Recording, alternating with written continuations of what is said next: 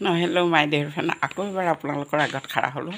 এই যোৱাকালি আমাৰ নাতিয়ে এই গৰম বন্ধৰ কাৰণে আৰ্ট কৰিব শিকাইছে। সেইবিলাক আইতাক আঁকিছে, চাওক কেনেকুৱা দেখিছে।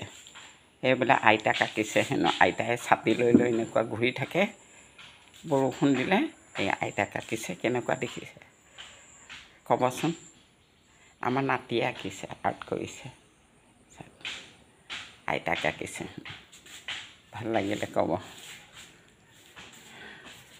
অৱশ্যে আৰ্ট কৰাত অকণমান ইমান কমজুৰি নহয়, আৰু বাকী ক্ষেত্ৰতহে কি হয় আৰু ডাঙৰ হ'লে।